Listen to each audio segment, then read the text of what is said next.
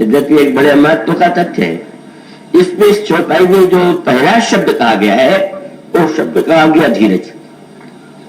तो धीरज का अर्थ केवल इतना ही नहीं लेना चाहिए कि धीरज माने जो व्यक्ति विपत्ति में धैर्य धारण करे वो धैर्यशाली, बल्कि रामायण में तो अनोखी बात बताई हुई कि धैर्य की आवश्यकता विपत्ति में ही नहीं है, संपत्ति में भी। धैर्य की आवश्यकता केवल पराजय में नहीं, विजय में भी। और उसका सूत्र क्या है कि जब धैर्य शब्द का प्रयोग करते हैं आप का, चाहे लंका के युद्ध के संदर्भ में दृष्टि डालें, चाहे भगवान श्री राम जब महर्षि विश्वामित्र के साथ प्रस्थान करते हैं तब जिस शब्द को सबसे अधिक महत्व दिया गया वह क्या है। अब यह जो भगवान श्री राम की जनकपुर की यात्रा है, यह तो हर दृष्टि से कब उसमें सुख ही सुख है, आनंद ही आनंद है। और उस यात्रा में कब जो जितने दृश्य घटित हुए कब वो सब के सब जो कह सकते हैं कि बड़े सम्मुख है। लेकिन जब भगवान श्री राम का वहां पर वो संकेत आता है, महर्षि विश्वामित्र आए हुए हैं और इसलिए आए हुए हैं कि असुरों के द्वारा यज्ञ नष्ट किए जाते हैं, और तब उस यज्ञ की रक्षा के लिए उनको ऐसा लगता है कि भगवान को छोड़ करके इन असुरों का संहार कर पाना का किसी व्यक्ति के लिए संभव नहीं। तो अब वो यह निर्णय करने के पश्चात जब वो समाधिष्ठ होकर के विचार करते हैं कि भगवान कहाँ है, हम कैसे उन्हें ले आवे, और तब उनके सामने दृश्य आता है कि अयोध्या के राजमहल में ईश्वर ने बालक के रूप में, किशोर के रूप में जन्म ले लिया। और तब वे महर्षि दशरथ के निकट जाते हैं और उनसे आग्रह करते हैं कि अनुज समेत देव रघुनाथा निश्चर वध में हो बसना था, तुम दो अपने पुत्रों को श्री राम और उनके छोटे भाई को साथ में दो और राक्षसों के वध से मैं सलात हो जाऊंगा। स्वाभाविक था कि महर्षि यह जानते हैं, प्रारंभ में जब महर्षि विश्वामित्र का स्वागत और सत्कार किया था महाराज दशरथ ने, तो वो बड़े उमंग में थे, बड़े उत्साह में थे, और उन्होंने यही कहा था कि आप आए, कृपा करके मैं धन्य हो गया, और आप तत्काल यह बताने कि आपको क्या चाहिए, और आपके कहने में देर है, मेरे करने में नहीं। उस समय उत्साह की भाषा ये थी। उस समय उन्होंने यही कहा था कि बस यही कारण आगमन तुम्हारा, कहा उस कर कर लाभ बारा। पर विश्वामित्र मन ही मन से, मेरी मांग के पहले इनका जो उत्साह है, जब ये मेरी मांग सुनेंगे तो क्या उसमें स्थित रह पाएंगे, क्योंकि वे तो कल्पना नहीं कर सकते थे, और वो जो मांग के द्वारा की जा रही थी वो तो सर्वथा स्वाभाविक थी। यह मांग तो एक मुनि कर सकते हैं कि यज्ञ को राक्षस विनष्ट कर रहे हैं, आप सेना भेजिए, सेनापति को भेजिए, स्वयं सेना लेकर के जाइए, चलिए। पर वो ये मांग करेंगे कि केवल तुम अपने दो पुत्रों को दे दो, ये तो उनके स्वप्न में भी इसकी आशा नहीं थी। और जब उन्होंने वह मांग कर दिया तो उसके साथ एक वाक्य उन्हें जोड़ना पड़ा, और वही वाक्य बड़े महत्व का जीवन का सत्य है। उनका देव भूप, मैं मांगने आया, तुमने ये कहा कि जो मांगेंगे वो मैं तत्काल दूंगा। तब मैं तुमसे कहना चाहता हूं कि जब देना अनिवार्य है, मानो संकेत था कि मैं यदि मांगने आया हुआ हूं तो ये तो कल्पना ही नहीं कर सकते हो तुम कि मैं निराश होकर के लौट जाऊंगा या मेरी मांग स्वीकार हो जाएगी। और यदि देना है तो चाहे तुम दुखी होकर दो, प्रसन्न होकर के दो, देना तो है।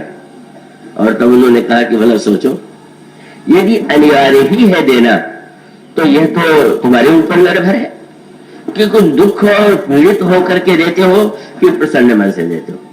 और इसलिए उनका वाक्य यही था, देव भूप मन हर्षित, और साथ साथ बता दिया यह अगर तुम्हारे हृदय में इसको सुनकर के विषाद उत्पन्न होता है तो इसका अभिप्राय यह है कि तुम्हारे अंतःकरण का जो मोह है, तुम्हारे हृदय का जो अज्ञान है, उससे तुम अभी मुक्त नहीं हो पाए। और तुम ऐसे अवसर पर, मानो तुम्हारे लिए परीक्षा की घड़ी है, तुमने श्री राम को पा लिया, यही तुम्हारी परीक्षा की घड़ी नहीं। पाया जब तुमने, तब तो तुमने जो कुछ किया उसका परिणाम मिला, पर परीक्षा तो देने के अवसर पर है, पाने के अवसर पर नहीं। और देते समय तुम इस सत्य को यदि भुला देते हो कि पाने के साथ देना अनिवार्य है, तो इसका अर्थ है कि तुम में ज्ञान का अभाव। इसका अभिप्राय है कि तुम मोह से ग्रस्त हो और साथ साथ एक प्रलोभन भी देते हैं। और प्रलोभन यह है कि तुम केवल वर्तमान पर ही यदि दृष्टि डालोगे कि मेरे लाडले पुत्र, मेरे इतने स्नेह से जिन्हें हमने पाला पोसा है, का उनको ये मुनि केवल साथ में ले चलने के लिए, ले जाने के लिए आए हैं, तो तुम शायद उस सत्य को नहीं भूल पाओगे। ये परीक्षा की घड़ी तो आज ही है। और तुम विश्वास करो कि तुम्हें ऐसा करके तुम अपने धर्म का पालन करोगे और धर्म के साथ तुम्हें यश भी प्राप्त होगा। और साथ साथ उन्होंने उस भाषा में बात किया और उसका अभिप्राय यह है कि तुम यह भी विश्वास रखो कि इनका भी कल्याण ही होगा। धर्म सुजस प्रभु तुम कह, इनका अति कल्याण। इनका अति कल्याण बड़ी विचित्र सी बात लगती है। भगवान राम के लिए कहना कि उनका कल्याण होगा, पर महर्षि का तात्पर्य तो यही है कि राम का जब महाशक्ति से मिलन होगा, विवाह होगा, तो समग्रता और पूर्णता तो तभी आवेगी। उसके पहले तो वस्तुतः श्री राम के अवतार का जो उद्देश्य है, वो उद्देश्य पूरा ही नहीं होता। और तब जैसी संभावना थी, उनका वात्सल्य, उनके हृदय में जो अपने पुत्र के प्रति इतना प्यार है, इतनी ममता है, का गोस्वामी जी ने उनका चित्र प्रस्तुत करते हुए कहा, सुन राजा अति अप्रिय वाणी, हृदय कंप मुख दुति को मिलाने। कांपने लगा हृदय, मुख को मिला गया। और तब उन्होंने यही कहा कि मुझे तो लगता है कि आपने विचार पूर्वक नहीं माना। और साथ साथ ये कहा कि आप सोचिए तो, चौथे पल पायो सुतचारी, विप्र वचन नहीं कहो विचारी। इस वृद्धावस्था में मैंने 4 पुत्र पाए और आप आज मांग रहे हैं, तो मुझे तो लगता है कि आपने मांगने में विचार का उपयोग नहीं किया। और व्यक्ति की जब किसी में ममता होती है तो उसे ऐसा प्रतीत होता है। और ये कहा कि आप जरा मेरे पुत्रों की ओर दृष्टि तो डालिए, कितने सुकुमार हैं, कि क्या अवस्था है, और उन दुर्दांत राक्षसों का वध करने के लिए आप इन पुत्रों को मांग रहे हैं। यही वो जो वात्सल्य है, उनकी जो ममता है, कब उस पर प्रतिफलित दिखाई देती है, प्रतिध्वनि दिखाई देती है। किंतु किसका अभिप्राय मानो यह था, और यह सत्य तो सभी के लिए प्रेरक है कि हमने जो कुछ पाया है, तो उस पर साधारणतः व्यक्ति यह मानने की भूल कर बैठता है कि इस पर मेरा अधिकार है और मैं देने और न देने में स्वतंत्र हूं। व्यक्ति यह मान के चलता है कि मेरी वस्तु है, मैं दूं अथवा न दूं, इसमें मुझे कोई बाध्य थोड़ी कर सकता है। पर हम सब जानते हैं कि ऐसा कुछ नहीं है कि जिसे व्यक्ति ने स्वयं पाया हो और स्वयं ही व्यक्ति का उस पर अधिकार है। इसलिए यहाँ पर जो मूल सूत्र है, और वो बड़े महत्व का सूत्र था, तब उसको गोस्वामी जी ने इस रूप में प्रस्तुत किया कि एक ममता, एक वात्सल्य तो उनके हृदय में आकर के उन्हें देने से रोकता है, लेकिन उस समय गुरु की भूमिका सामने आती है। गुरु की भूमिका क्या है कि जब ऐसे क्षण में, जब महाराज की ममता, महाराज का वात्सल्य उन्हें कर्तव्य का पालन करने से रोकता है, देने से रोकता है, तो उस समय स्वाभाविक रूप से महर्षि वशिष्ठ सामने आते हैं। और ये महर्षि वशिष्ठ और विश्वामित्र में चाहे जितने मतभेद रहे, उस मतभेदों की कथा तो सारे पुराण और ग्रंथों में व्यापक रूप में प्राप्त होती है, लेकिन इसका अभिप्राय यह है कि उन्होंने व्यक्तिगत विरोध को एक सैद्धांतिक और धर्म के संबंध के निर्णय में उसने उन्होंने आड़े हाथों नहीं आने दिया। और ये बड़े महत्व का सूत्र है। कभी कभी व्यक्ति जो है अपनी भावनाओं से, अपनी मान्यताओं से इतना आक्रांत हो जाता है कि वो स्वयं अपने आप को उस भ्रांत धारणा से जब भी किसी बात पर विचार करता है, कहता है, तो स्वयं उसकी जो धारणाएं और मान्यताएं हैं, अगर उसके मन में किसी के प्रति विरोध है तो उस समय भी उसके मन का विरोध जो है, उस विरोध से अपने को अलग नहीं कर पाता।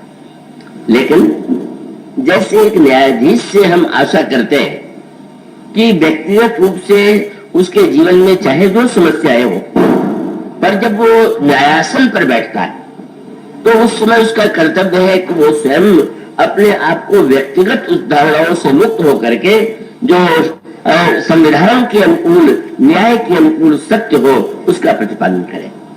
और गुरु वशिष्ठ से बढ़ करके कौन गुरु हो सकता है? और तब उन्होंने महाराज दशरथ को उस सत्य का स्मरण कराया और वह सत्य मैंने जैसा कहा, देने के साथ, पाने के साथ देना अनिवार्य है और अनिवार्यता के साथ साथ वस्तु पर मेरा अधिकार है या मैंने इस वस्तु को पाया है, बनाया है, यह वृत्ति व्यक्ति के हृदय में अज्ञान के कारण ही आती है। और तब गुरु वशिष्ठ महाराज गोस्वामी जी ने शब्द लिखा, महर्षि विश्वामित्र मौन है, लेकिन तब गुरु वशिष्ठ की भूमिका आती है। और तब वशिष्ठ बहुवीर समझावा। वशिष्ठ जी ने महाराज दशरथ को अनेक पद्धतियों से समझाया।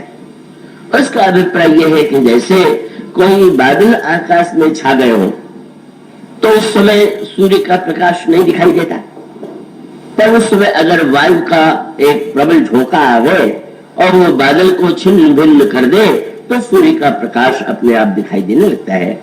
तो जीवन का जो सत्य होता है वह सूर्य कभी कभी हमारी ममता से, हमारी वासना से, हमारे भ्रम से तो वो दिखाई देना बंद होता है।